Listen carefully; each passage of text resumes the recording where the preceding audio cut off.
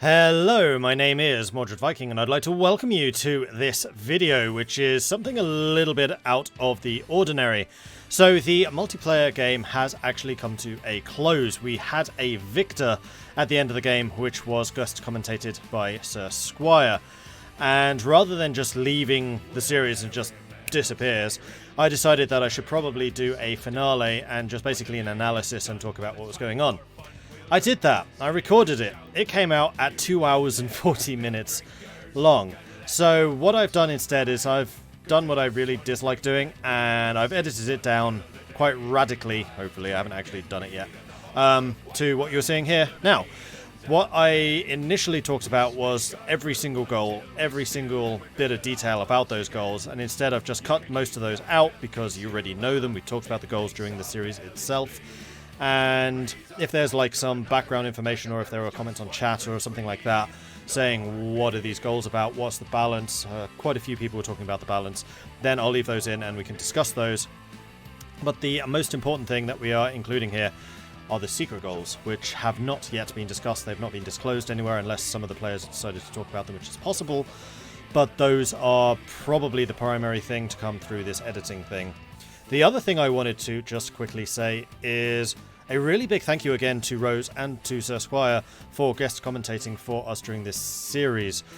I realised that there was a little bit of disruption because of it, but from our experiences in the past, if I am not able to make it for a session, then the game tends to kind of peter out, or especially if I can't make it for 2 or 3 sessions in a row. So it was absolutely paramount importance that the multiplayer game kept on going at the regularly scheduled slot on a Sunday afternoon, even if I wasn't there. And I think that bringing in the guest commentators to basically fill those gaps was really good, and something which I am very much looking forward to doing in the future. So again, really big thank you to Sir Squire and to Rose for filling in on those. It was really good, and I enjoyed watching it, and I very much hope that all of you guys did too. Right, with that being said, on to the actual video. Hello, my name is Mordred Viking and I'd like to welcome you to this special episode of the Europa Universalis IV Community Clash Season 2. Unfortunately, this is actually the finale. In the previous one, which was guest commentated by Sir Squire, we actually had a winner at the end of that session, and the players elected not to continue the series. So I thought that I should probably go through, see exactly what happened during that session, and then come together with my thoughts and also an analysis of everything that happened, and also to spill the beans on what the secret goals were, because that is going to be giving a bit more of an insight to some of the actions of the players in the game, and also 1 or 2 of them just still kind of scratching my head going, huh? So what I have done is I have broken down my list of goals. I'm going to start with the nations which are unfortunately knocked out of the game. So these are what I have rather harshly classified as the footnotes of history. So we'll go through them. We'll do a very, very brief overview of what their goals were, whether they succeeded in them, how I thought they did in general, and then also talk about what their secret goal was. So we are going to start with Bohemia. Bohemia was knocked out technically in the last session when it was divided up between the Commonwealth, Prussia, Trier, and I think Austria.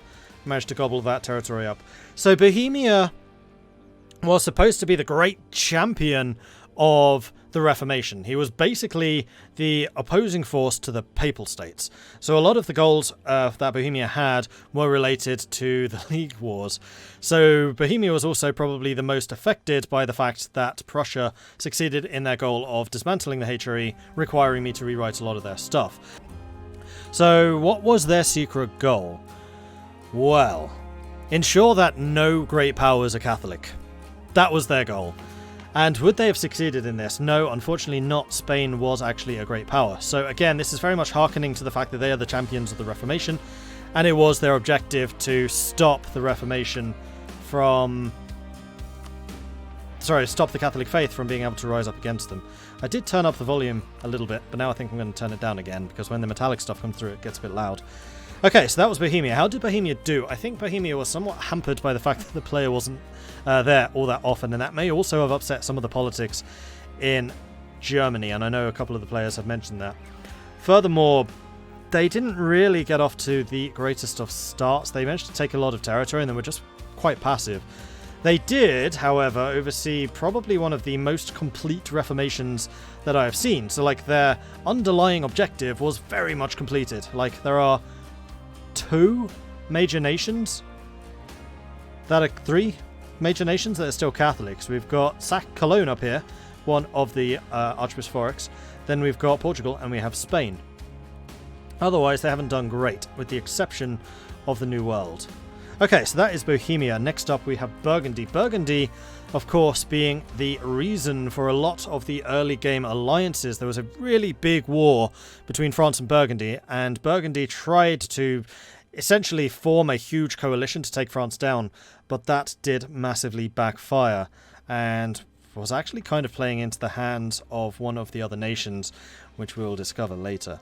And I should also mention, by the way, that I will be going through everyone's goals that they succeeded in. We'll take a look at that. And we'll also be announcing who the winner was. Like I said at the start, there was a victor. And, yeah, that might have something to do with this. And then their secret goal. And this is one that probably would have affected things quite a lot going forwards had Burgundy survived. They needed to ensure that Austria remains a great power, as well as either Brandenburg or Bohemia. So Burgundy was supposed to be a little bit of a kingmaker in Germanic politics. They wanted to keep Austria alive because Austria was very much their saviour against France. It was kind of historically their saviour against France. And a lot of the secret goals will be historically flavoured, or well, actually a lot of the goals are historically flavoured. That's where I got a lot of the ideas from. But Austria was trying to get Burgundy, protect Burgundy as a HRE member against France, and that is something that very frequently happens in the game, as Austria will come to Burgundy's aid. Then next up we have got Genoa. Genoa wanted to have a trade value in Genoa node double that of the Venice node, so let's just take a quick look at how that was looking. Venice actually did an amazing job of keeping up with Genoa's trade value. I think part of the problem for Genoa was they lost their trade power in the Genoa node, who usually does a lot of work pulling trade in. But Venice did an exceptional job, I have to say, of keeping the Venice node alive, which is not an easy thing to do, especially when a lot of the trade has to flow through the Ottomans. So the fact that they had to get 12 merchants was a very sneaky way that I had of saying, you need to go colonial. The only way of getting merchants beyond about 6, I think, which you can get with trade ideas, maybe 1 or 2 policies, are colonies. If you have a colony with more than 10 cities in it, so a colony with more than 10 provinces, you get a merchant. The other way of doing it is by having trade companies. If you have a large enough trade company, then you can also get a merchant. So they had to basically go colonial, which again is one of the real strengths of the Genoa trade node, is they have a lot easier access to colonial trade than Venice does. Trade companies don't count towards your province limit, so you can have trade company provinces too. Yeah, Genoa absolutely could have grown that large. Then Genoa's special secret goal was to own the entirety of the following. Oh, the entirety of one of the following: Sumatra, Java, or Borneo. So they needed to own the whole of Borneo, Sumatra, and Java. I probably got those 2 the wrong way around, I always do. Then they also needed to own a colonial nation with at least 100 development. So this is again building into the fact that I was very much hoping that we would see a big colonial Genoa, which unfortunately never really happened. Part of the goal of this is I just wanted there to be more colonial conflict, because I knew that a lot of the players were centralized in Europe, so I was kind of fabricating conflicts and triggering conflicts, seeding conflicts to happen around the world, which might well boil into and become a European conflict. Okay, and next up we have got Hamburg.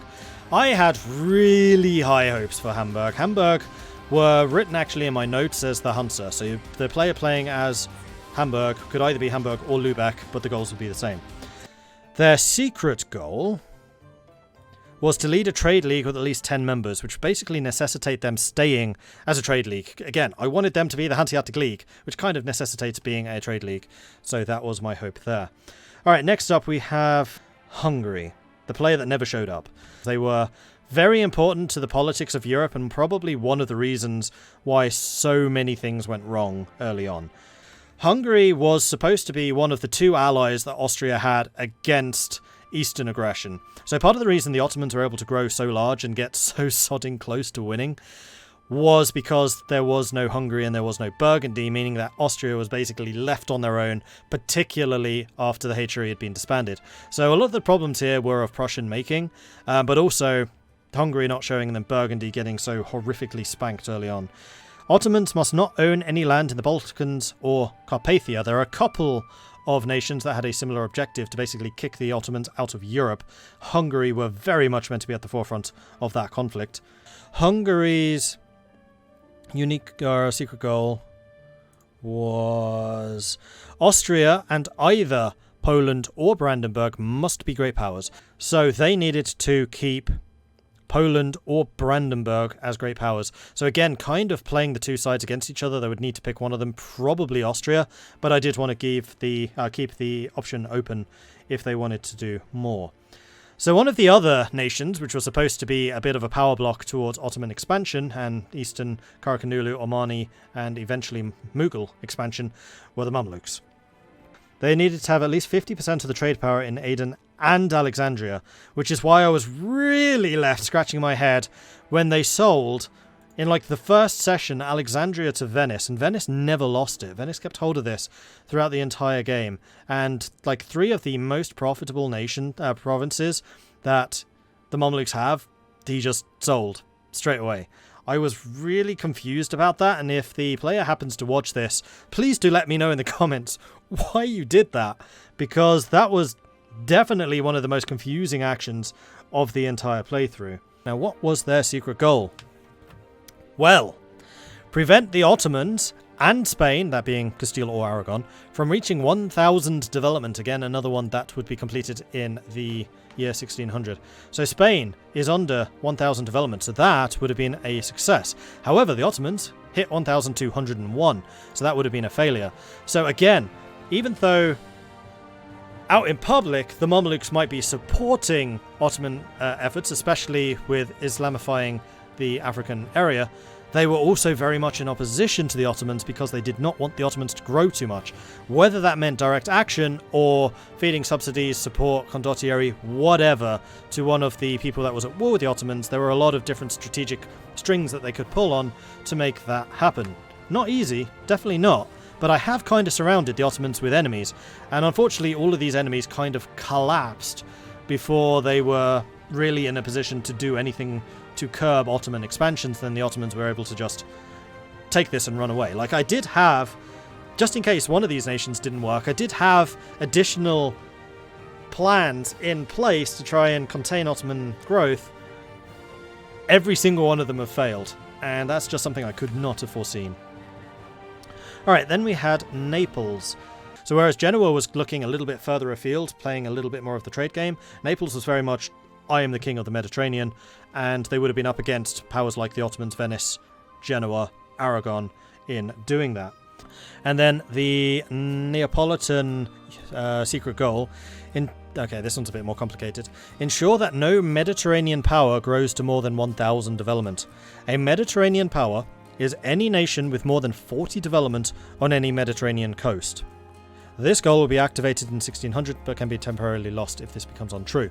So, another nation that was kind of looking out for Ottoman expansion, potentially French expansion, probably Aragonese or Spanish expansion, possibly Venetian, Florentine expansion, Mamluks maybe if they got big enough. Their goal was basically just to bop down anyone on any of the coastlines in the Mediterranean if they started to get too big, and then basically limit their size to below 1,000 development total. So their real far rivals probably would have been the Ottomans, maybe one of the Italian powers, and almost certainly Spain and all the Mamluks. So yeah, that was them. Scotland. Scotland had probably, I have to say, the easiest secret goal. There was a little bit of balancing that went on behind the scenes while I was rolling these out, and as the game went on, Scotland being one of the first casualties never had that happen. I almost certainly would have rewritten this. But this is just kind of an example of my initial ideas and then how that evolved depending on, not depending on player ability, but realizing, oh, players can probably achieve a heck of a lot more than what I was kind of expecting them to. So Scotland needed to own the institution spawns for printing press, enlightenment, or manufactory, so very similar to Bohemia, and that was playing into the idea that a lot of engineers and other very intelligent people, came from Scotland. They have a great history of invention and engineering and that type of thing. And I was trying to play to that without going for things like you need to have 50 innovativeness. So part of the problem that I was struggling with is a lot of the goals that I wanted to add were very internal. So saying, okay, you need to get 50 innovativeness.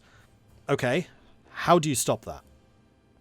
You can't. If you're playing as another player, you cannot really influence whether a country is growing in innovativeness. And that is also why there are no goals here. Like, an obvious one would be Brandenburg, get 100 and whatever their limit is, 90 discipline. I know it used to be that. I don't think it's that high anymore. But we'll run with that number. Get 196% discipline. Okay, that's definitely something that Brandenburg can do. It's a challenge. You'll need the right advisors and things like that. But how do you stop it? How do you stop them doing that as another player? So a lot of these nations had goals like that, which I did rewrite after 2 or 3 sessions when I was kind of like, yeah, that's a problem. These are supposed to be competitive. I don't just want players playing single player. I think that was kind of one of my underlying objectives with these goals, is I wanted to create reasons for players to interact. And that's also one of the reasons why the players were all in kind of a very limited area. So we didn't have someone playing as the Incas, we didn't have someone playing as Japan from the start. I wanted everyone to be interacting with each other, and then as we added more players, we spread out. The other thing with Scotland is these goals were initially written as there would only be a Scotland or a Britain, or sorry, a Scotland or an England. It was only once this multiplayer became as popular as it did, bearing in mind we had about 30 players at its height, that I had to start opening new ones. So another example of this would be Spain, Castile and Aragon. I was expecting there to only be a Castile or an Aragon, a Denmark or a Sweden or a Norway. I was not expecting multiple players to be in these power groups. And a similar thing, although actually I didn't do this from the start with France and Burgundy, I did want to have a clash there. But Scotland was added later in the design process because we had so many players and I wanted to keep them in Europe, and also someone said, hey, can I play as Scotland? I was like, fine. Scotland's secret goal, and this is what I mean by this was probably too easy, the entire Britain region must be Anglican or Reformed. With hindsight, I probably would have said a nation outside of Scotland needs to become Anglican, but Anglican was actually the English Church of England, not Scotland. Scotland actually was more Calvinist, which is more Reformed. But I wanted to do something with religion here, especially if it was something to do with the Anglican faith. I had another idea for the English secret goal, so I didn't want to touch that, so Scotland got the religious one for Anglicanism, even though it wasn't necessarily historically accurate. With hindsight, I probably would have and should have given them something else, but at the time it seemed decent. Alright, Papal States. This was a nation which was interesting to write for. Like I've said before, Bohemia was supposed to be the great rival to Catholicism. The Papal States were supposed to be the great champion of Catholicism, and it was their goal very much to see Catholicism prospering. So many of their goals weren't to do with what they were doing, it was things to encourage other Catholic nations to do stuff, and to assist them in doing these things, which would then reward them with the goal. They need to convert Syria and Aleppo areas to Catholic. So the Syria and Aleppo areas, which are over here, Syria and Aleppo, need to become Catholic. That does not say they need to own it. It just says they need to be Catholic. So it is up to them to encourage some kind of crusade against the powers of the Levant, be it the Ottomans, be it the Mamluks, or anyone else who happens to own those territories at the time, and then make them become Catholic. So it could well be that they go to, hey, Venice, you want some trade posts in this area right here. Yeah, we can help you with that. We will give you trade for 10 years if you go and attack those provinces, or we will pay you 500 ducats so you can raise a bigger mercenary army to take on the Ottomans and take those territories. That's the kind of actions that I was hoping to see because of that. Ensure no nations are Protestant, Anglican or Reformed when the Reformation is fired. That was really harsh. I probably would have said ensure that no great powers are Protestant, Anglican or Reformed, as opposed to no nations, because wow, that's going to be difficult. Catholicism must be the most numerous in terms of provinces. So not only do they need to be better than the Catholics and the Reforms, they would actually get another point if they managed to be the most numerous, overtaking the Sunni, who I believe are the most numerous at the start of the game. So if they managed to take over like the whole of North Africa, maybe the Levant, maybe retaking the Carpathians in Greece. Possibly they could have achieved that. It's certainly doable. And again, this is another one where they're working with their Catholic allies as opposed to doing it themselves. And then finally, Constantinople must be Catholic. The schism must be fixed. Another one that's going to be difficult, but there's a lot of countries gunning for Constantinople. So there's a lot of different people that they could be giving a little bit of encouragement to go and achieve that goal. And then the secret goal for the Papal States, and this is really highlighting what I was hoping that they would be doing, make sure that 5 Catholic nations have completed 2 of their public goals. This will be activated to complete in 1550. So this is actually one of the earlier ones where they could complete this goal 50 years before most of the other secret goals could be completed. Make sure that 5 Catholic nations have completed 2 of their public goals. So again, this is very much helping the other Catholic nations do what they need to do, and then basically that falling back on the Papal States and making the Papal States stronger. They were very much supposed to be like a shadow puppet master type character rather than someone wading in themselves, although they could of course do so if they wanted to and go full battle pope. Alright, next up we have got Tunis, which technically weren't actually knocked out. However, they were pretty much out, so I have added them to a footnote of history nation. They need to own Gotland, so one of my favourite events from the previous game was when Morocco managed to take over Gotland and basically had it ready to work as a pirate base to start pirating the Baltics. Then unfortunately he wasn't able to make it that session. AI reformed Morocco into Al-Andalus, losing the Berber traditions, meaning they could no longer pirate. But I loved the idea behind that, and I really wanted them to recreate it. And then Tunis's secret goal, and this is one of my favourites, although it would have been really hard to enforce and relied a lot on trust and screenshots. Get a nation to pay you 5,000 ducats to stop raiding or privateering someone, or get a nation to pay you 10,000 ducats to raid or privateer someone else. This did have to be one lump sum, so you can't just say, I'll pay you 20 ducats a month for however months makes 5,000 if you don't pirate me. I'm saying, I am holding you to ransom. You pay me 5,000 ducats, or you will never see another ducat again in the existence of your nation. Or they can extort someone else. They can say, hey, Britain, I'm going to keep on pirating your main ally, France, unless you pay me this amount of money. And that's how they would have achieved their secret goal. And I do know that the Tunis player at the start of the game was perhaps a little bit too aggressive in trying to extort that kind of money from the very start. Probably not the best idea. That's something you want to do once you've actually established a bit more of a power base, rather than pissing off all of the other Mediterranean powers. But hey, who am I to judge? Alright, so then we have the last of the footnotes of history, Saxony. Saxony actually played a pretty good game, and I was really happy with how they were doing.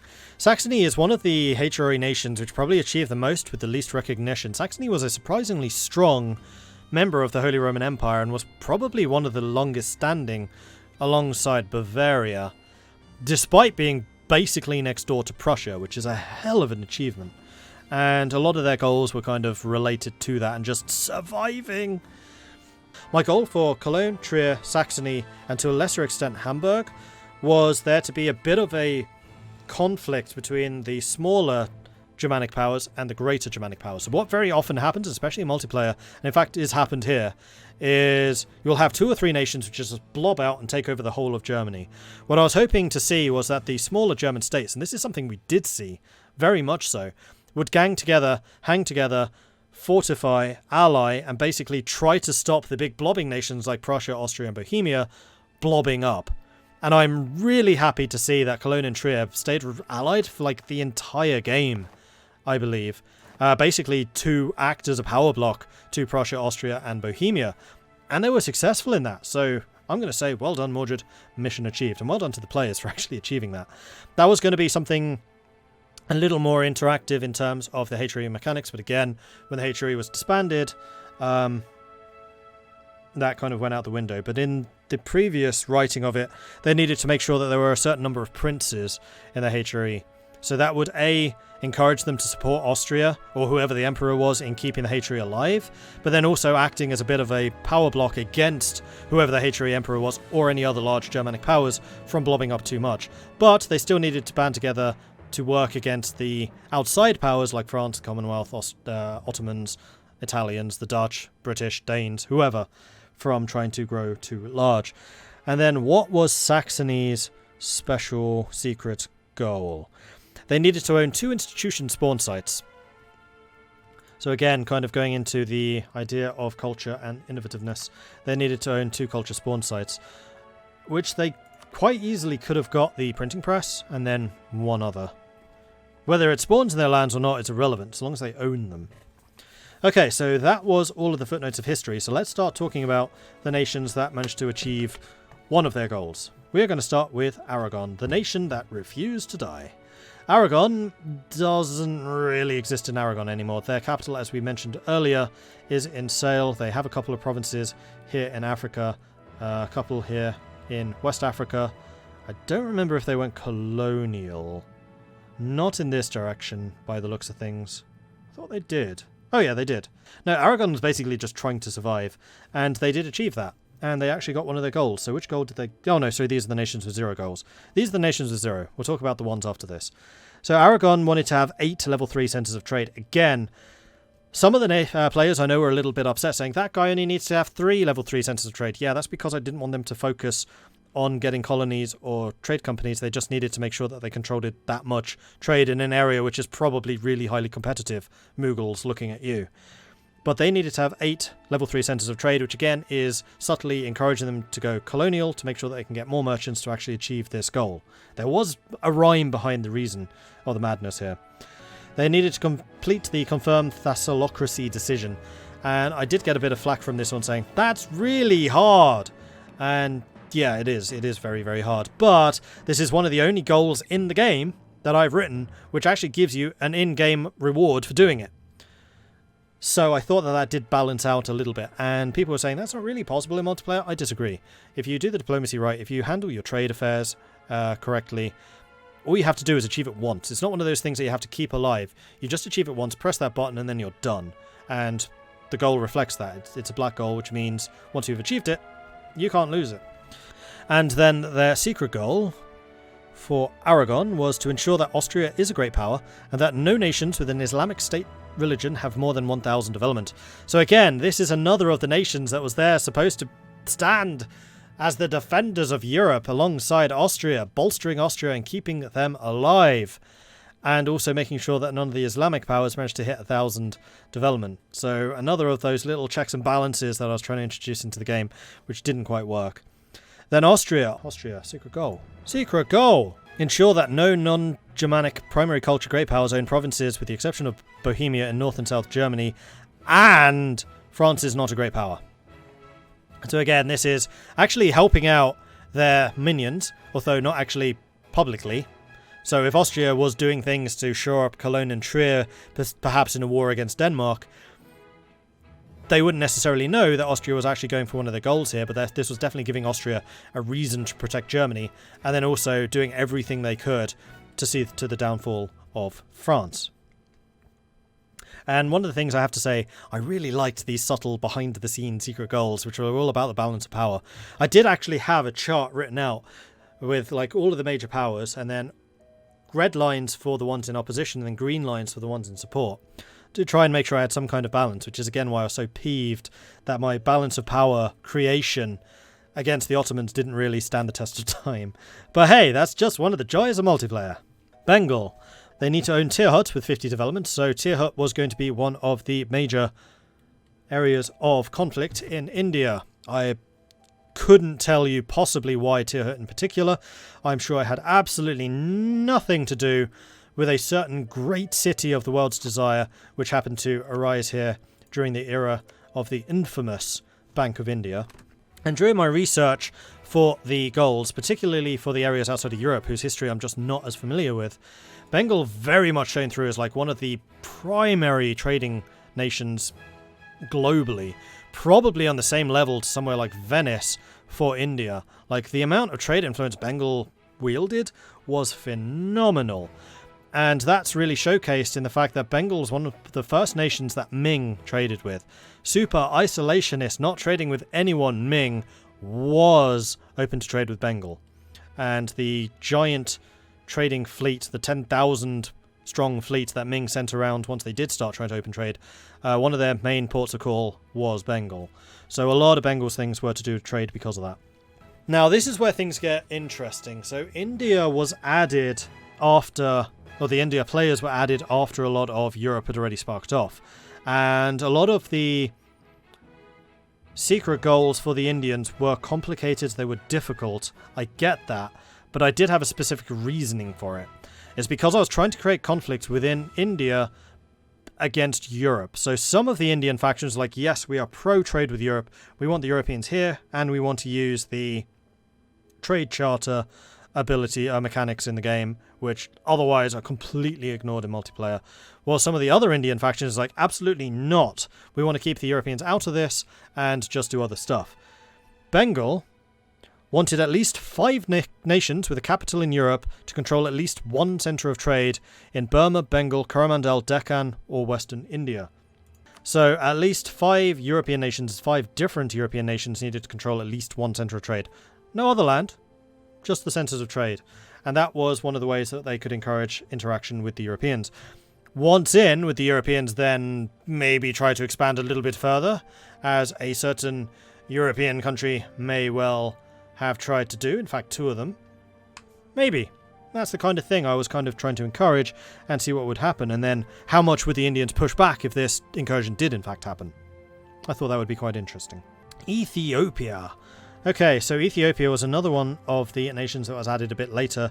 I fell down the trap of making this a little bit too related to religion, which particularly because a lot of the Islamic states had overlapping, very overlapping goals with Ethiopia, was probably a little too difficult, so I do apologise for that.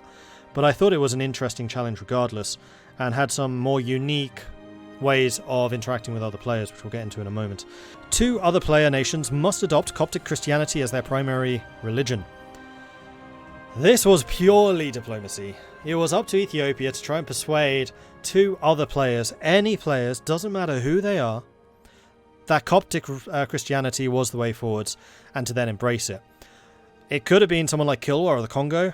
It could have been someone like Val, because I know how Val likes to play around with countries, and I think likes the Coptic faith. Could have been anyone. Could have been Russia saying, yeah, you know what, Orthodoxy, not great for me. Kind of like the Coptic bonuses. Plus, the Coptic bonuses are very often seen as really powerful.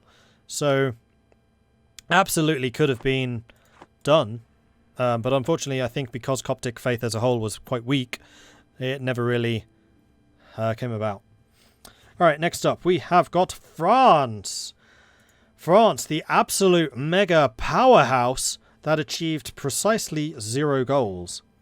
France wanted to have a Canadian colony of at least 20 cities, and the Hochelaga province must have at least 20 development. And it was pointed out to me that Hochelaga, over here, that is not Quebec. Quebec is in fact Stadcona, I think? Yeah. But Stadcona is not a centre of trade. Hochelaga is. And I thought if you want to be building a province up, you probably want it to be the centre of trade province. So that's why I made it Hochelaga, rather than what is actually Quebec over in Stadcona. Had Stadcona been a centre of trade, then I would have been like, yeah, that one. Or either. Great Britain must have 0 heavy ships. Nowhere in this goal does it say, you must reduce Great Britain to 0 ships. It just means that Britain has to have 0 heavy ships. Difficult, because I have to say Britain played an absolutely stellar naval game. I am really happy with how Britain did. I know a couple of people had problems with the way that Britain was played, how he was a bit of a kingmaker, how he had this continual alliance with France, and you may see why in a moment that happened. I thought Britain did a brilliant job, and they were just always there in the shadows, just tugging at the strings and causing problems. How very British. But again, nowhere does it say that France has to reduce them to 0 heavy ships.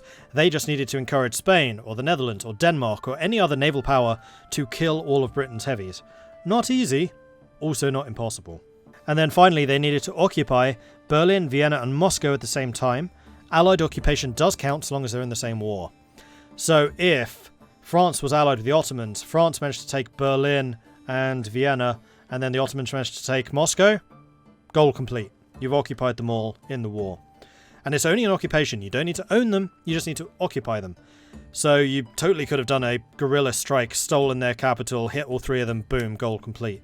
Okay, so France's secret goal.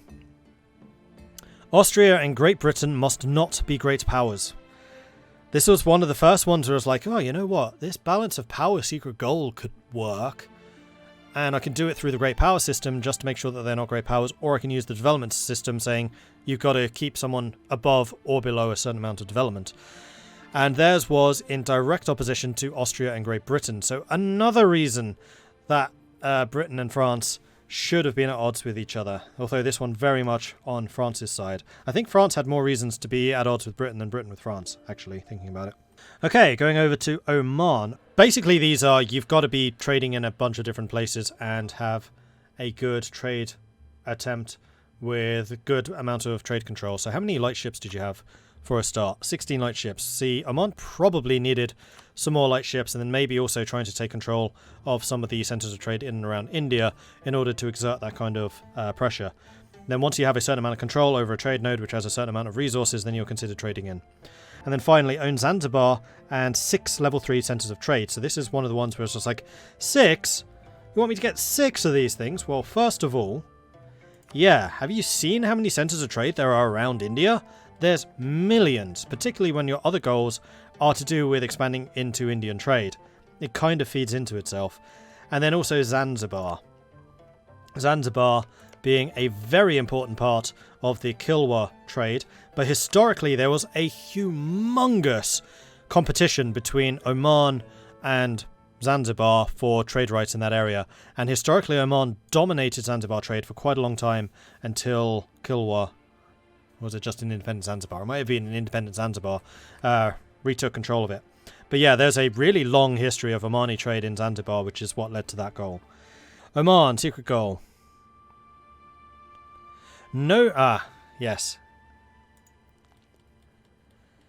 No European powers, determined by their capital being in Europe, may own a centre of trade in the Gulf of Aden or the Coromandel trade nodes. So this is really where I was starting to have a bit of fun with European ownership of centres of trade. So whereas Bengal was trying to encourage Europeans to break into Indian trade, Oman wanted to make sure that they didn't get into the Gulf of Aden, which is why it was a big problem for him when Venice took a centre of trade here, and also not into Coromandel, which would basically allow them to completely bypass the Gulf of Aden. As long as Oman controls the Coromandel, all the trade has to, unless they take Malacca, go to the Gulf of Aden. So I thought that was a pretty important one for them. And again, this is one of the ones that's a little bit more subtle, will require a little bit of background diplomatizing, and in fact Britain did take Zayla, so that goal wouldn't have been achieved regardless, because Britain has a centre of trade here. Right, Poland, now known as the Commonwealth. Poland, become the defender of the Catholic faith and keep it for 25 years. So Poland was supposed to be one of the great champions of the Catholic faith. I knew, just because not very many players like remaining Catholic, they like switching to Protestant or Reformed or Anglican because there is more flavour and flexibility to those faiths versus Catholicism. But I wanted Poland, because historically Poland is a very Catholic country even today, to remain Catholic and to remain as a bastion of the Catholic faith, particularly in rivalry to the Germans. They also wanted to own East and West Prussia area. I can't possibly imagine why it was their goal to maintain control over East and West Prussian areas. I'm sure that no other nations have anything of any importance in these areas, which may well give them a reason to maintain control of those. So the fact that those were some of the first territories to fall, and some of the only territories never to change hands, was a really big surprise to me. A really, really big surprise to me. They needed to have a border with Ming, so one of my single-player games, my stated objective was to get a border with Ming as the Commonwealth. I did this over land. You will notice, nowhere in this text does it say you must have a land border with Ming. You could quite easily just buy a province off of Ming or off of one of the other colonizers, next door to Ming, boom, goal achieved. It was actually a lot easier on paper, in reality than it looks on paper. On paper, you're like, what? Border with Ming? Have to go all the way over there? Well, actually, no. I mean, you can. If you want that challenge, go for it. They needed to own the entirety of the Baltic, Ruthenia, and the Pontic Steppe region. So this was a goal which was actually really hard for me to write and really hard for me to balance, because the borders between Lithuania and Russia and the Russian miners and Novgorod and Poland are constantly in flux. And all of them own little bits of all of them. Also, the land over here isn't hugely wealthy, so it is not easy, but it's certainly very feasible and possible to own vast swathes of this territory, which is why often the Commonwealth is a hell of a lot bigger than you may expect them to be. So this was a conflict between the Commonwealth and Russia, pure and simple, one which never really came to blows. I was kind of hoping that the Commonwealth would be a bit more of a container to Russia. And then here, become the #1 great power. So this is because of the achievements that Helson had in the previous multiplayer, where the Commonwealth were the #1 great power, like pretty much undisputed. It was the Commonwealth's goal in this to emulate Helson's strat and become the #1 great power. Lots of people, lots and lots and lots of people have commented on the fact that there are no obvious sources of contention between the Commonwealth and the Ottomans. That's because the secret goal is do not allow the Ottomans, Austria or Russia, to reach 1000 development. Yes, this one's a bit more difficult because it is 3 nations instead of just 2, which is the usual for stop someone reaching 1000 development. But the #1 nation in that list are the Ottomans. Austria is generally smaller anyway because of their place in the HRE, and then Russia is legitimately more difficult. So it was very much up to the Commonwealth to mitigate Ottoman and Russian growth. So the fact that the Commonwealth and the Ottomans were allied pretty much through the entire game was definitely not down to the goals. Like, there was definitely a source for contention between those two. The secret goal for Poland was to limit the expansion of the Ottomans to 1000 development. They failed in their task. Although they did limit Russia. But the Ottomans, no. Portugal in this did seem to go more for one large colony. Brazil was pretty well developed. Argentina's pretty well developed. Had the game gone on for longer, then maybe that would have happened. And possibly we would have seen more colonial conflicts. I think the game was still a bit too early. Probably another 30 years or so. So another 2 sessions and we would have seen more colonial conflicts kicking off. And then Portugal's secret goal is own the entirety of 2 of the following: Sumatra, Java, and Borneo. Just like we saw with Genoa secret goal, they needed to also own 2 of these. So Genoa only owned 1 because I thought that Genoa going colonial would be more difficult than Portugal going colonial. But we definitely saw quite a few different nations struggling over these islands. I couldn't possibly imagine why that might have been the case. Rather than just one country gobbling up the whole of Indonesia and then just settling there, as I very often see in multiplayer, there was actually legitimate competition over this, and I'm very happy to have seen that, and I suspect that would have gone even more violent in the future had the game gone on a bit longer. Alright, Karakanulu, Koyunlu, however you pronounce it, have the most cavalry in the world. This is something that I know Karakanulu was going for really hard for much of the game. And they are only just lower than Kilwa right now. And for much of the game, they were lower than Ming. Ming's army is actually fairly small at the moment.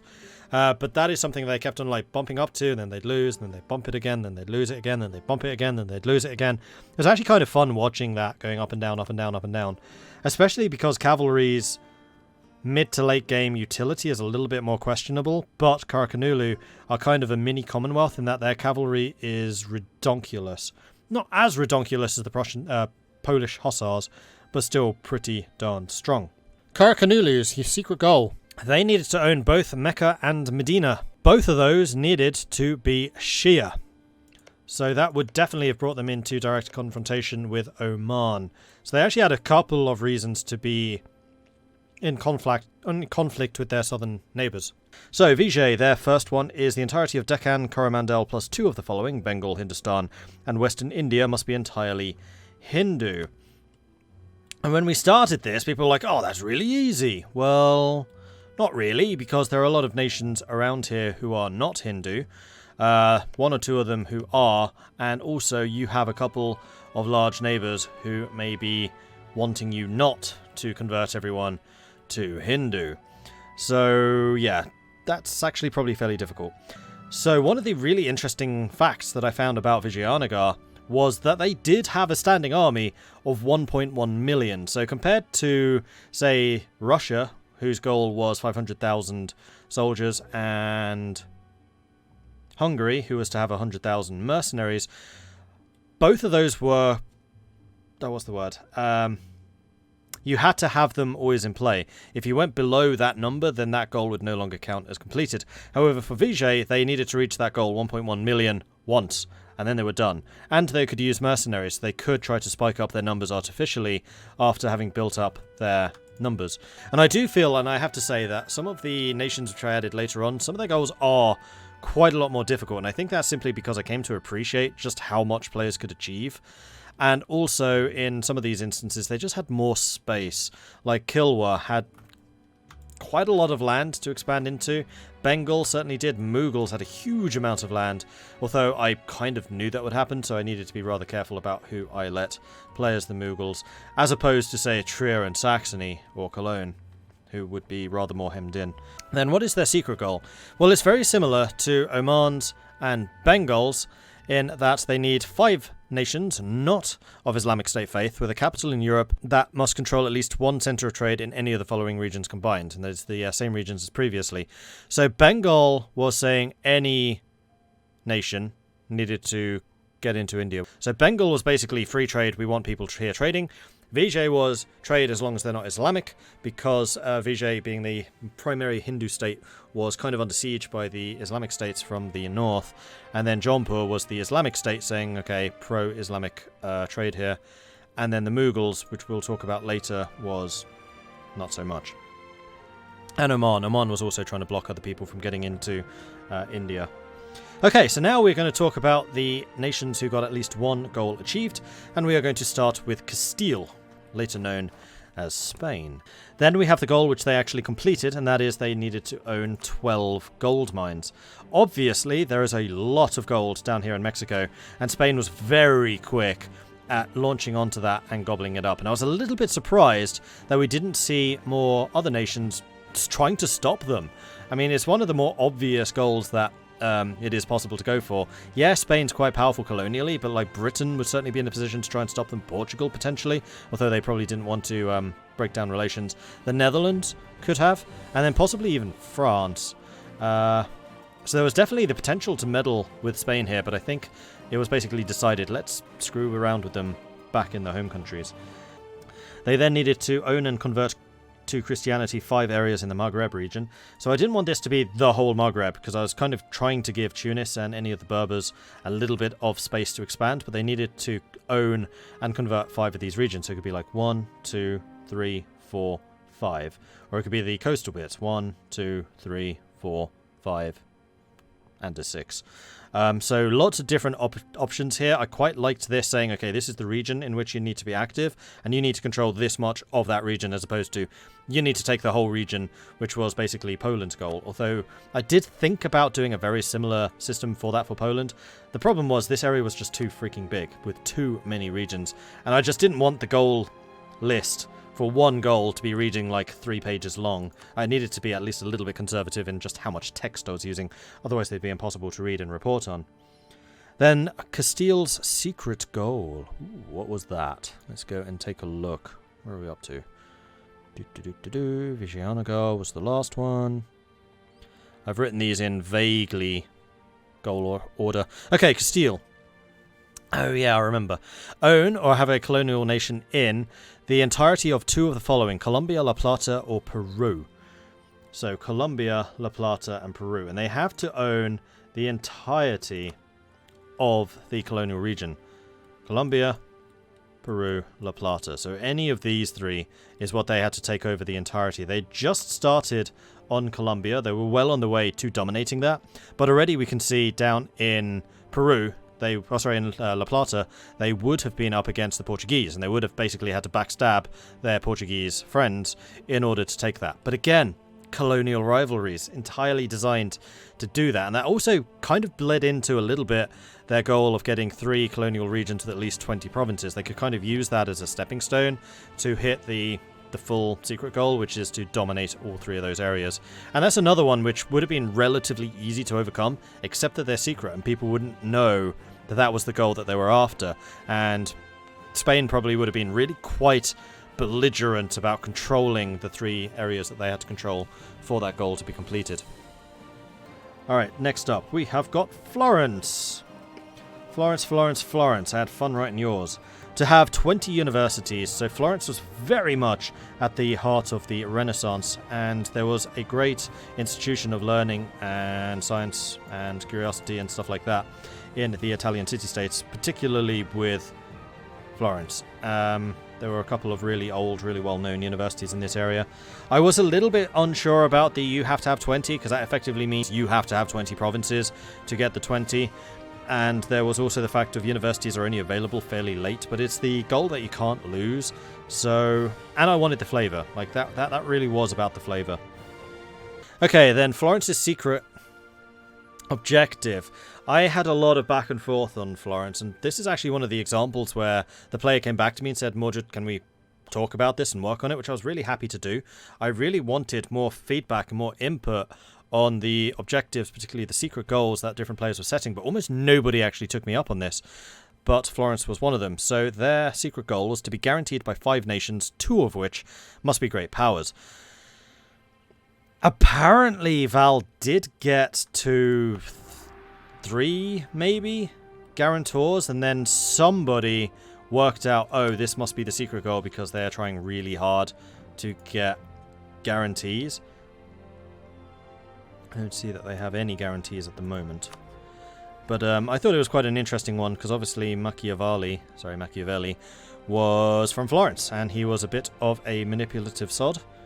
And I think that he would have absolutely loved the idea of larger nations guaranteeing Florence for whatever reason. Also, there was a little bit of history on this one. ParadoxCon, no, it was a fan meet. Paradox fan meet. We did a multiplayer game, and I was playing as Florence in that one. And I managed to get a guarantee from France from the very, very start. And then I was kind of playing as a bit of a kingmaker, a bit of a power broker from the shadows, playing as Florence, because you start with Cosimo de' Medici, which is one of the highest monarch point rulers at the start. He's a 665. And I was able to dev up extremely quickly and to really quite nice heights. And so I was a lot more powerful than people expected, much the same as Val had here. And I was able to use that power, and it became rather important. And so it's a kind of a similar harkening back to that. Alright, Kilwa. Let's go and talk about Kilwa, who actually had a really good game. I was very impressed with how Kilwa did here. I wasn't really expecting them to expand so much into Ethiopia. I thought that Congo might have been a bit more of a power block to Kilwa, but then again, they could also be strong allies. Once the Cologne invasion of Congo came in, though, having the Congo as a decent rival there just kind of went by the wayside.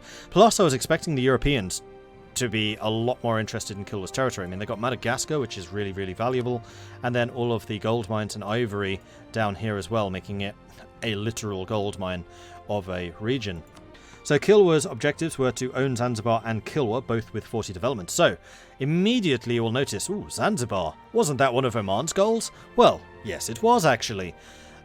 So I was kind of hoping that there would be a little bit more of a clash between Oman and Kilwa than there actually was. I don't know that the two ever went to war. I don't think they were ever allied, and I don't know how friendly the two were. But definitely a source for contention over the trade in Zanzibar. And then the other one was Kilwa, and this is the goal that they did achieve. Both Kilwa and Zanzibar both have got 40 development. Third, they needed to be the production leader or trading in for Chinaware and 3 of the following: ivory, gems, spices, iron, slaves, and incense. So Chinaware, yeah, that seems like a real pain. Why on earth would you want Kilwa to be trading in Chinaware? Apparently, historically, there was a huge trade between China and Kilwa, probably going via Bengal, over Chinaware in particularly Zanzibar. And Chinaware became a real coveted item of social status within Kilwa society, again, especially in Zanzibar, but also the environs around Kilwa itself and the other cities on the coast. So, going by the historicalness, I decided, you know what, that's probably a good goal. Alright, next up is the Congo. Now, the Congo was a difficult one, because apparently, as soon as the Congo are discovered by a European power, normally Portugal, they have an event to go Catholic. I did not know whether AI Congo had that event yet when we put a player into the Congo. So a lot of the goals around the Congo were to do with religion, on the understanding that they would have gotten that event and then have a fairly easy conversion, because that's what the event is supposed to guarantee. And very often, you see the AI does actually create a Catholic Congo, and usually does pretty well as a Catholic Congo, but obviously here the Congo has gone Shia, so quite a few of the goals would not have been attainable because of that. Although they are next door to Cologne, and Cologne was one of the, 2 nations that stayed Catholic, so if anyone stood a chance of spreading Catholicism to the Congo, it would have been their Cologne neighbour. And that might have even boosted relations between the two, although whether those were ever going to actually be saved is disputable. So the Congo area must collectively have 150 development. So if we just go to the areas, we can see the Congo area is this one here. Anziku, Mpamgu, Mpamba, Mbata, and Mbilwa. Collectively to have 150 development. I think I counted it was 60 or 70 or something like that. Maybe a bit less. Maybe it was about 50. Because historically this was an enormous population center, and a lot of the things that the Congo achieved historically was because of the power base of this region and the sheer wealth and manpower that this allowed them to go everywhere else. So that was kind of a pretty obvious one to use as a goal for them early on. Of Guinea, Congo, Central Africa, East Africa, South Africa, and the Horn of Africa, 4 of them must be entirely Christian.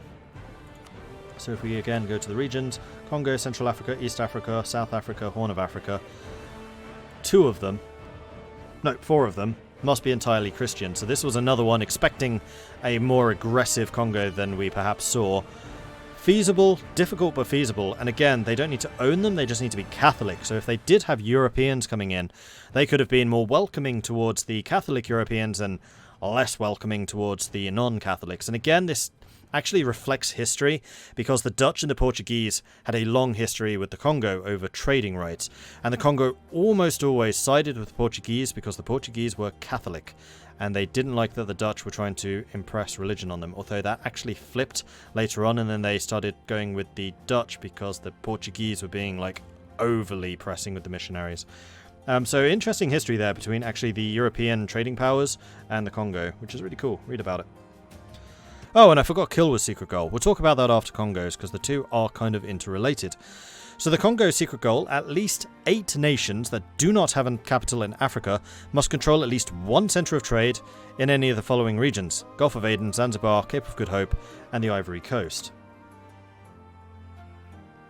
Ivory Coast, Congo, Zanzibar, and Gulf of Aden. So 8 nations that do not have a capital in Africa, so not African nations, must have at least 1 centre of trade in any of these zones. So again, this is going to the trading history that the Congo did, and there was a lot of struggle and conflict, and also actually a lot of working together with the Congo and the various trading powers. So the Congo was very much, we want to bring trade into Africa, whereas I believe Kilwa was the exact opposite. No European powers, determined by their capital being in Europe, may own a centre of trade in the Gulf of Aden, Zanzibar, or the Cape of Good Hope. This goal will be activated as complete in 1600 and can be temporarily lost. So, Congo wants trade to appear in Africa, Kilwa absolutely doesn't, so this would definitely be a source of conflict between these two, particularly if one realised the other was doing the other thing, which I thought was kind of an interesting one, because remember, both of those are secret goals. Alright, next up, Muscovy, later known as Russia. Alright, so what was their secret goal? Ensure that Great Britain and France remain great powers. They were very much part of the Entente powers here, and Russia was going to be trying to ensure a status quo between France and Britain to make sure that those two remained powerful, so that they could be legitimate contenders against Austria, Prussia, Commonwealth, Ottomans. So Russia, France, and Britain somewhat aligned because of the secret goal, though of course only Russia knew that this was a secret goal unless they spilled the beans, but then how do you know that Russia's actually telling the truth about what their goal was? So yeah, that was ensure Great Britain and France remain great powers. Most of them are like, make sure these guys are not great powers. Russia's was more positive. They wanted to keep them as great powers, and they did succeed in that goal, which was... Alright, over to the Ottomans. Now, I will preclude this, saying that the Ottomans, I asked Helson to play. I know Helson is an extremely strong player in Europa Universalis, and I wanted there to be an extremely scary Ottomans. I've been in far too many multiplayer games where the Ottomans are just a wet blanket and they do terribly. The Ottomans, historically, were terrifying to the European powers, and I kind of wanted that. And we kind of got that. A lot of the geopolitical power play were centered around the Ottomans, at least until the power of the Franco-British alliance were really felt, and the Ottomans had been humbled in one of the wars where they lost Vienna and Rome, although they did actually get Rome back. What were their other goals? Own Vienna. This is a goal that they had at one point completed. Unfortunately, they then lost it. They had a goal to own Cairo. This is a goal they had at one point completed. Unfortunately, they then lost it. They were so close to winning the game because they were on the outskirts of taking Rome, and unfortunately it was the really unfortunate time when the Papal States just quit and really left the game in a rather shaky position when he did so. Same with Spain and Muscovy. We had this one episode where like half of the powerful nations, which we really kind of needed, just left, and the Papal States was one of them. I'm not naming names, but you know who you are. And they very nearly took Rome as a consequence of that. However, Florence managed to get there just before, because of the way I had to, unfortunately, like, rule on the ruling rules. Because of players leaving during a war, having unconditionally surrendered. It wasn't a fun time. So they were on the outskirts of getting Rome, and they probably could have got it, but then a coalition did form against the Ottomans, and the Ottomans were removed from that power. The secret goal the Ottomans had was probably the first goal I wrote, and I was so happy about it because I basically wrote it for the Ottoman player. Well, what was it? Do not allow any player nations to reach 1,000 development. That was his goal. Do not let any player nations reach 1,000 development. So the Ottomans were very much going to be playing one player against another, getting up to as many shenanigans as they possibly could to restrict the growth of the other players. Then if one player started to grow too much, they would band against the others to bring them down again, and then if one of the other players benefited from that, then they would switch sides and then play against them. Again, I asked Helson to play as the Ottomans because I wanted a player to be in a position to do this.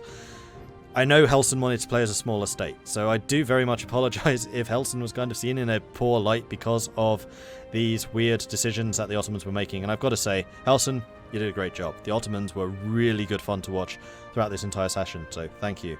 And you absolutely have first dibs next time on what country you want to play, even if you wanted to play as the Maldives.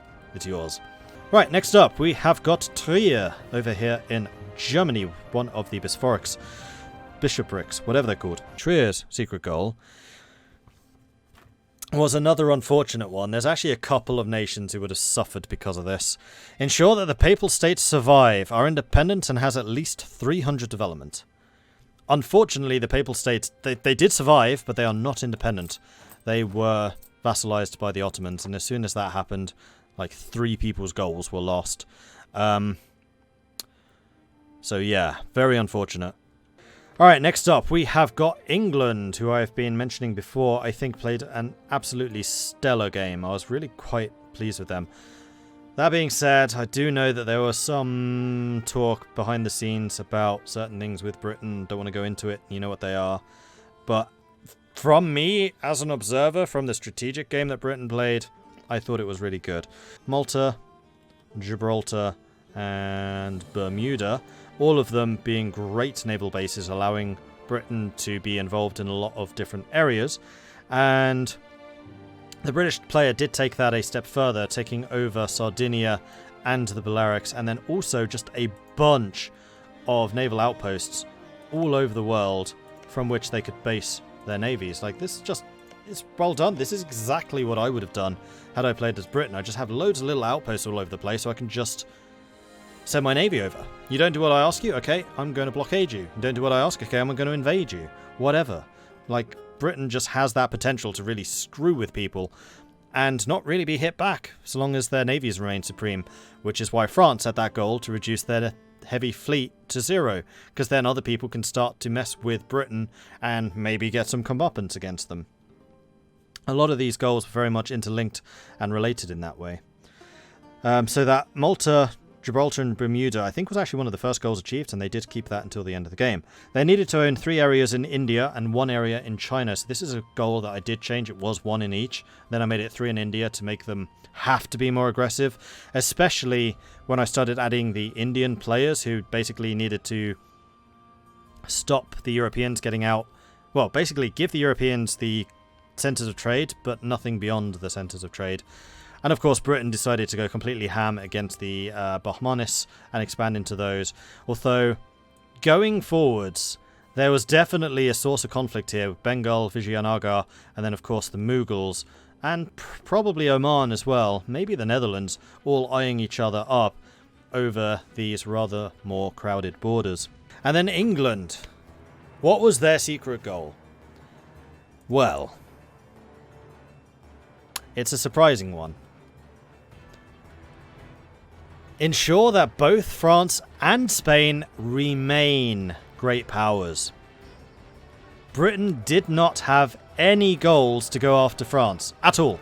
It was actually in Britain's interest for France to be strong but contained. It was actually more in France's interest to go after Britain, which I thought was a really interesting balance to achieve here. So I kind of foresaw the British leaving France, and then I wanted them to start power projecting, which is exactly what they did. And then Britain basically wanted to maintain as much of a status quo in Western Europe as possible, and to that end they wanted France and Spain to remain great powers.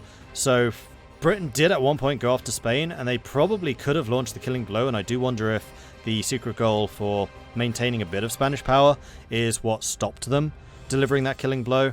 And then later on, they didn't support France nearly as much as they were earlier, particularly in the war against Burgundy, and 1 or 2 of the others since.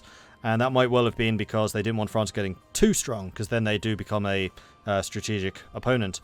But just having a strong France on the continent and no rivalries overseas really played into Britain's hands there. So, again, I can't really fault the strategic playing there. And then onwards to Holland, now known as the glorious Netherlands. Their first goal, to form the Netherlands, because all of the Dutch miners are very small, and it's quite easy to lose a game if you don't handle yourself properly. But their first goal was to form the Netherlands. I was a little bit thinking maybe that's a bit too easy, especially as it's not a goal that they can lose, but also it's fairly hard, especially early on, and it's really easy to get wiped out as the Dutch, particularly with a Burgundy player. That was a really big alarm bell against the Dutch.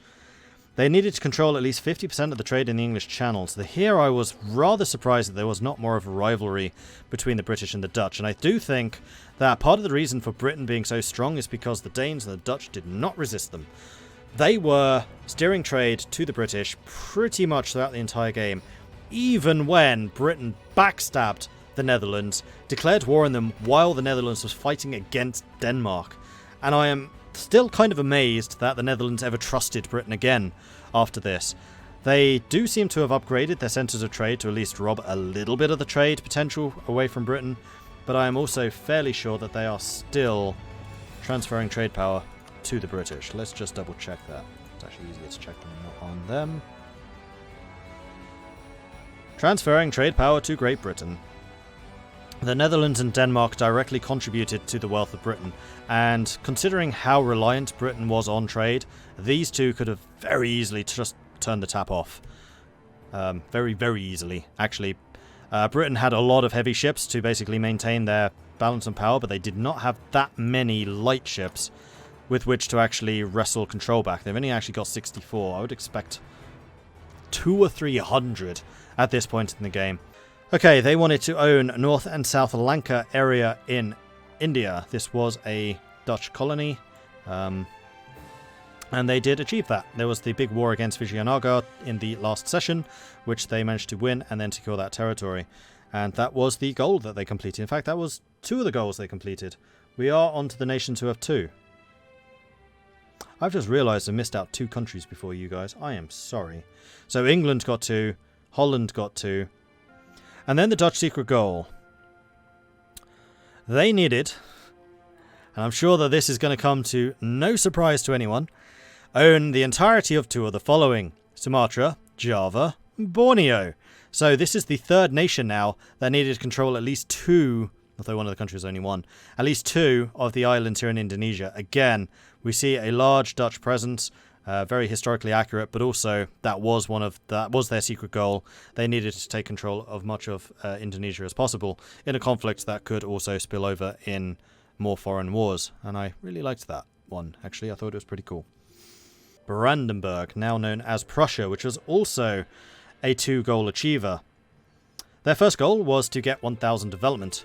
This was always going to be a bit of a challenge with the way that the player was playing, because they were not playing to make a huge nation. But basically the 1000 development was instead of form Germany. I didn't want to force the player to form any tag if they didn't want to. The only exception to that was the Netherlands. So if they didn't want to form the HRE or they didn't want to form Germany, they didn't have to, but they still wanted them to aim for the German Empire. And to get the Empire tag, you have to have 1000 development. I could well have said become an empire, but I thought 1000 development was just neater. The second one, which I'm still stunned worked, ensure the HRE is dissolved. And this was the catalyst for so many problems throughout the rest of the game. I mean, first of all, it forced me to rewrite about half of the nation's goals, because many of them were related to the Religious League War.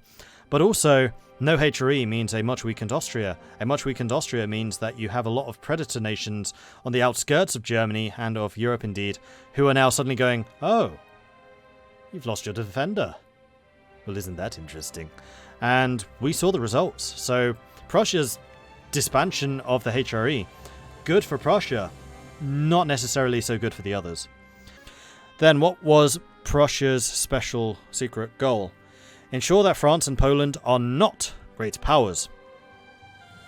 So Prussia did get into quite a few wars against the French.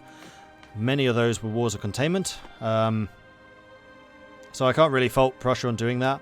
Poland never really suffered, but then Poland kind of had their own problems, and also Poland was constantly allied with the Ottomans, and eventually Prussia did kind of align themselves with the Ottomans against the Franco-British alliance. We did have a relatively quiet Prussia. I was actually a little surprised that Prussia didn't stir the pot of conflict a little more vigorously at times than they actually did, but when it came down to it, the Prussian armies were in the big wars, and they fought like Prussians do, pretty well. Okay, next up we have got Cologne, another of the 2-goal achievers. They did, however, succeed on their secret goal. At least one Crusader order must survive, of the Livonian Order, Teutonic Order, or the Knights. And of course, we have proud and strong down here. The Knights are still alive, meaning that Cologne did actually manage to achieve their goal. I was a little bit interested to see if Cologne would try and save the Teutonic Order, the Livonian Order. I don't recall if they did. I don't think they ever entered those wars, but the Knights are still alive. How much of that is down to Cologne? Maybe Cologne's subsidizing them or funding them? I'm not sure. It would be kind of interesting to get a player perspective on that, like if either the Knights or Cologne want to tell us what exactly went down to keep the Knights alive. That would be kind of cool to hear. But Cologne's goal was to keep the knighthood orders alive, and they did. So well done. That's your second goal. The first, of course, being the 300 development. Alright, on to Sweden. Alright, so, other goals.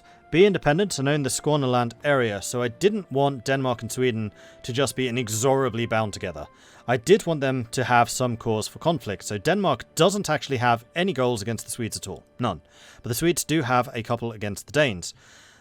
Including taking over Skåne, which is the southern part, which has definitely never ever been contested in the history of Scandinavian history.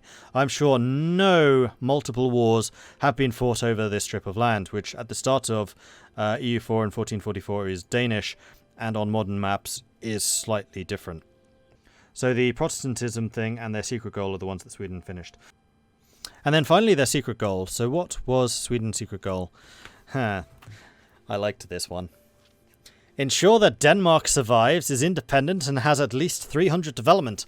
So you'll remember there was a source of conflict over Skåne, and I was expecting there to be a bit of a back-and-forth rivalry between Denmark, especially once Sweden had split free.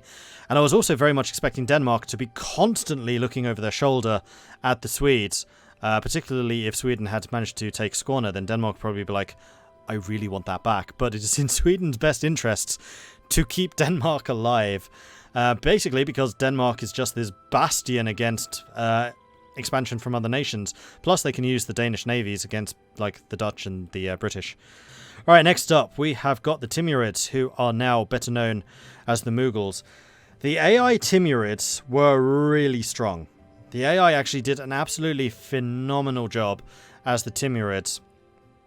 And I know that Karakanulu, Oman, possibly the Ottomans, probably Muscovy, were all kind of looking over their shoulders at this big red blob going, that could be a problem.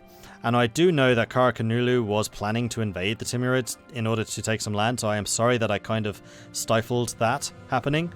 But I did want Timurids to be played, because I didn't just want it to become free turf to players on their borders. But I did need to be very careful about what player I put in charge of the Mughals, because they had the potential to be such a big and powerful nation. And I'm really happy that Bussy came in and stepped in to play as the Mughals. I didn't announce that he was moving in to play as the Timurids. I didn't tell anyone. We didn't tell anyone until we actually loaded the game up on the day of, and then he just loaded in and everyone's like, hey, Bussy's here. Why are you here? No, really, why are you here? And then click, Timurids. It was a great moment. It was a really good moment, and I am so happy that we managed to pull that one off. So, he moved in as the Timurids, and I had a set of goals secretly written for him to complete. He had the goal of becoming the #1 great power, which the Mughals did. This is why I had to be so careful about who I let play as the Timurids. Needed to be someone reasonable and someone who wouldn't just abuse everything, because the Mughals are probably, alongside Russia, one of the most OP tags that you can play as. And I knew that it was going to be very easy to form the Mughals from the position the Timurids were in. So yeah, Mughals came in first place. That was one of the 2 goals they completed, the other one being Delhi. And then the Timurids' secret goal. This is one that would have thrown a lot of towels in the works, particularly with regard to this. No nation with a capital in Europe may own more than 20 development in India, and neither the Ottomans nor Russia may have 1,000 or more development. So the Mughals' secret goal, definitely quite difficult, because they need to be directly, again, opposed to Russia and the Ottomans. But the big part was keeping India for the Indians. It doesn't matter if the Indians grow strong here, that's totally fine by the Mughals. Better if it is under Mughal direction, of course. But Europeans here with more than 20 development? Oh, no. Owning the odd centre of trade, just to get a little bit of a trade link? Fine. That's okay. But the Mughals didn't want to see a European power building up a power base in their backyard, and I'm pretty sure that before long would have led to conflicts between Britain and Mughals. And how the British would have reinforced this? Yeah, they have a big navy. Yeah, they've got decent transport capacity. Actually, what is their transport capacity? But they're up against the Mughals on their home turf. And that's a tough order. 83 transports. Yeah, that's a fair number. Fair enough. But still, difficult. Alright, next up we have got the Knights. And the Knights were another one which we added later on. This was the Saxon player, I believe. We were fairly sure that Saxony would die. They did have a couple of plans to try and save themselves, but they were in a big, bitter war against the Danes, which the Danes did win. And the Knights... I didn't want players to play as OPMs. There was one exception. Hamburg or Lübeck, because that is the origins of the Hanseatic League, and you can get a trade league which can protect you. The Knights were the exception, because the Knights are just a fascinating nation to play as, because they're a Catholic nation that can raid, which means you can basically become entirely dependent on raiding income, and that allows you to expand your power base far more than if you were dependent on just one province's income and force limits. They needed to capture the Ottoman or the Mamluk flagship, or ensure the Mamluks or the Ottomans have 0 galleys. You will notice that the Mamluks have notably 0 coastline. This means that the Mamluks can have 0 ships. That means that the Mamluks have 0 galleys. mission accomplished. And then they need to have more galleys than any great power. This is just something they can accomplish at one point. Nobody was really building many galleys in this game, which did surprise me a little bit. And I do suspect at the end of this, the knights probably still have the most galleys. Let's go and check that. Yep. The largest galley fleet does indeed belong to the knights, so if anyone tried to contest them in the Mediterranean, the knights would have smashed them. Especially because the knights do actually have quite a lot of bonuses to naval power, and I think they probably, please tell me you took naval ideas. Naval ideas and maritime ideas. There we go. The knights were going to be an extremely powerful naval force, and had they grown their power base a little bit more just to maintain a larger force limit, although they've got 85 ships, for a nation of their size, yeah, the knights did good. The knights did very good. Well done, knights. Especially considering you were third overall. Well, joint third with everyone else that got 3. No, joint second. In fact, there are 2 nations that got 3 points. The knights were one of them. So they completed reduce the Mamluks to 0 galleys. They completed have more galleys than any great power. And then finally, their completion was own or be allied to a Christian nation that owns Shakia and Al-Suez. They are allied to Florence. Florence owns Shakia and Suez, which is a knight objective completed. That was number 3. So what was their secret goal? Unfortunately, it was ensure the Papal States survive, is independent, and has 300 development. Again. The Knights came this close to winning. Had we kept a Papal player throughout this game, and had the Papal States not become, under the AI, an Ottoman puppet, the Knights would have been the victor of this game. They would have won. The Knights would have won this game. That is how close they came. Like, seriously, Knights, you did amazingly. You came really, really sodding close. And then Venice. Venice were the other player who were joint second, and then also own Alexandria, which somehow they managed to do, because the Mamluks sold them Alexandria. They needed a level 3 centre of trade in Aden, which they did at one point have. They had Zelia, which was eventually taken by Britain, and then also a level 3 centre of trade in India. Now, this is where my goal-making got a little bit lazy. Ordinarily, I would say what defines India. So I would say in any of the regions of Bengal, Doab, Deccan, Coromandel, Gujarat, own a centre of trade in any of those at level 3. Unfortunately, for me, because this definitely would have caused some problems, they have Pegu, which is a level 3 centre of trade. It is Venetian. Does that count as India? Maybe? It's certainly in, like, the Indian area. Is Burma part of India? Is it part of Southeast Asia?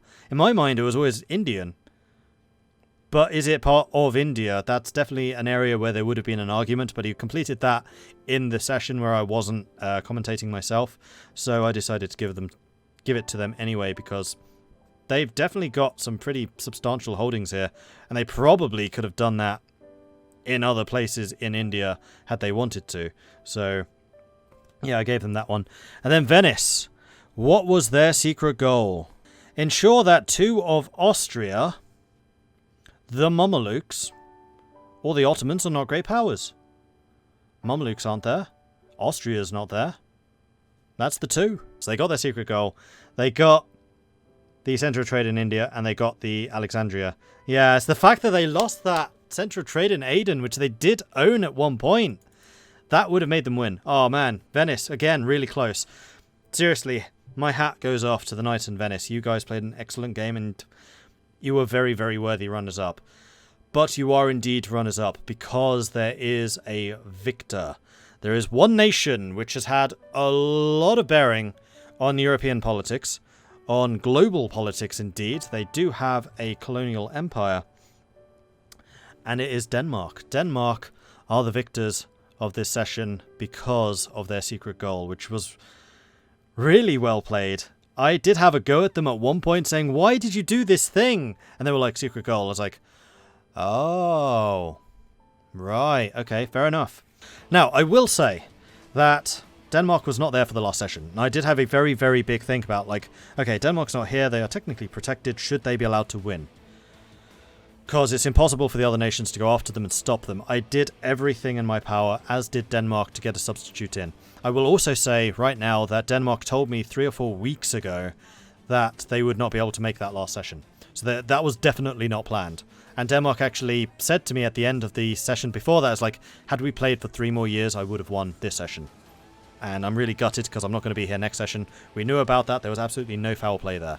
I just want to make that very clear, because that is potential for a bit of sourness there, because it was impossible to go up against Denmark in that final session. We tried to get a substitute. We got a substitute. The substitute then did not show up. We did everything in our power to make it fair that Denmark was represented in that last session. It's out of our power that they weren't, and I made the decision, yes, Denmark will be allowed to win at the end of this. The other players seemed happy enough with that ruling. So, Denmark, first goal. Own 4 centres of trade in the Baltic, or 6 centres of trade in Lübeck.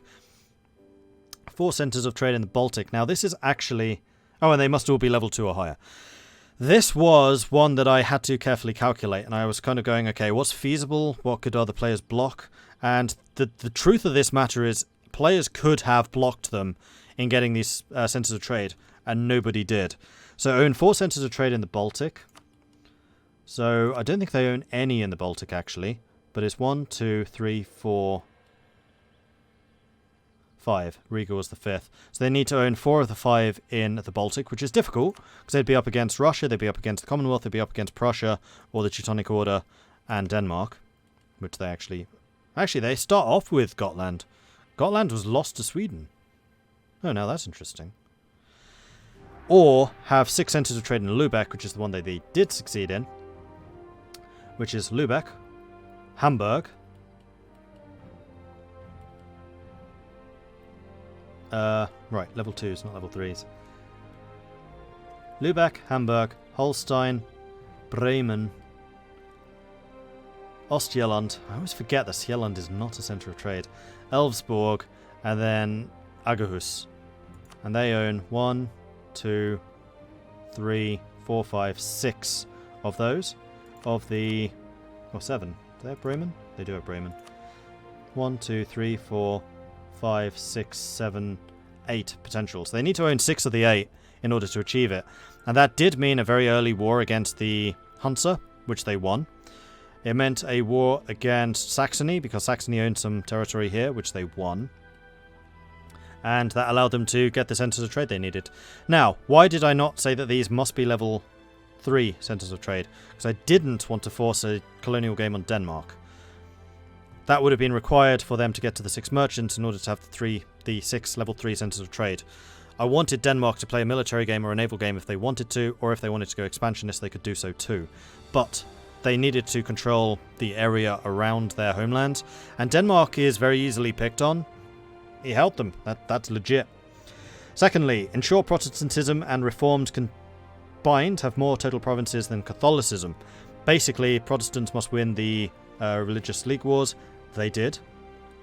Third goal, own Yorkshire, the East Midlands and East Anglia areas. Yorkshire, East Midlands and East Anglia. This was Danelaw, which was a large part of Britain owned by the Danes, you know, Dane law, under the Vikings, and that was basically saying you totally need to recreate Danelaw in Britain. So this is why I was very surprised in that very, very first war between England and Scotland, where Scotland was on Burgundy's side, where Denmark didn't join their side. I was really expecting Denmark to join the Scots to go and fight the English in order to seize these territories and form Danelaw, and I think the game would have been quite radically different had they done so. Their fourth goal was to own or have a colonial nation on Newfoundland, and I did actually edit this one later on to say Newfoundland must have at least 30 development to make it a little bit more difficult than just own 3 provinces in the Americas. They own them, they are 30 development, exactly, 10 in each, and they have succeeded in that goal. They've also taken over Greenland, and they have a couple of other colonies forming in other areas. So Denmark definitely going for a colonial game here. I don't know if they went towards Indonesia at all. Doesn't look like it. They were mostly focused on the Americas. Then their fifth goal was own the Normandy area. Normandy being this bit. And again, the hint on that is in the name. Normandy. Norsemandy. Normandy was settled by Norse Vikings under Rollo, when the French king gave them Normandy to say, "Stop Vikings sailing down the Seine and burning Paris." And the way he thought to do that is, I'm going to put a bunch of Vikings here because the Vikings wouldn't dare fight the Viking kin. And he was actually right in that. The raids did basically stop, and Normandy became a part of France in time. So that was their other goal. So it was either going up against Britain, going up against France, possibly helping out Burgundy. Another option that was there. So they have got 3 of those goals. 6 centres of trade, Protestantism wins the Religious League War, and their colonial nation. What was their secret goal? What was the secret goal that threw a spanner in the works of so many different things? 2 out of Holland, Burgundy, and Brandenburg must not be great powers. 2 out of Holland, Burgundy, and Brandenburg must not be great powers. This answers why they went after Burgundy early on. They crushed the Burgundians to make sure that Burgundy could not become a great power. You will then also cast your mind back and remember, hang on, didn't Denmark own half of the Netherlands at one point? Why, yes, Mordred, they did. And that was another reason. They were going after the Dutch to make sure that the Dutch could not become a great power, and the Dutch are, to this day, the 8th great power. Okay, so they are in fact one. And then the third one is Prussia. Brandenburg never became a great power. In fact, Brandenburg's development is like half that of the Netherlands, and never really in danger. So it would have been interesting if we had a Brandenburg player who had played a little bigger, a little bit more expansionist than this Prussia did. Because that could well have sparked a war between Denmark and Prussia. That might well have brought Sweden in if Sweden wanted to take over the northern Germanic areas. But this is all just what could have happened. The reality is, Denmark played an absolute masterstroke of taking Burgundy out early on, meaning that Burgundy could never become a great power, meaning that one of the 2 nations that he needed to make sure were not great powers were not. And therefore, Denmark got the 4 goals. Denmark won. Denmark played an extremely good diplomatic game. They were never really in any losing positions. They bullied the Burgundians early on when they needed to. They bullied the Dutch when the Dutch looked in danger of becoming unified and strong. They did lose Sweden, but according to Sweden constantly felt oppressed a little bit by the Danes. The Danes never really let the Swedes get off the starting block and become a effective counter against them. I don't remember seeing any conflicts between Russia and the Danes, although that potential was always there. And then otherwise, the Danes just played a very strong game. They were pretty low-key, pretty quiet. They got their colony over here in Newfoundland. Nobody tried to stop them. They got the trading stuff in the Baltic. Nobody tried to stop them. They just played it really well. So absolutely full kudos to Holy Victor for the victory with Denmark. Well done. And that is it for this analysis. But I hope that this leaves you in good state of mind thinking, okay, you know what, that was a fair way to leave this. I didn't just disappear after Sir Squire's guest commentary.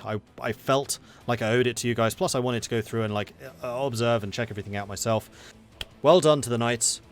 Well done to Venice. You guys came really close. I would say also the Mughals came very close. Ottomans came super, super close. And overall, I think it was just a really interesting game. And I'm very much looking forward to Season 3 in the future.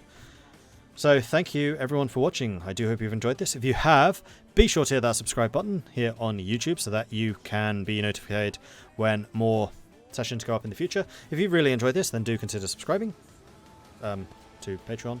I'm so used to saying Twitch. Hit me up on Patreon if you want to support the channel that way. You can find that at patreon.com/MordredViking, or you can find a link in the description below. And then finally, you can join us on Discord, which again you will find linked in the description below. That is where these multiplayer games are organised. They are open to the community. We may be adding a couple of extra rules for the next couple of sessions, because there was a little bit of ugliness here and there, which I would very much like to avoid. And way too much drama. But overall, it was a very enjoyable game. I'm happy with how it went. And yeah, I'm super excited for the next one. So thanks for watching, and I'll catch you in the next one. Goodbye.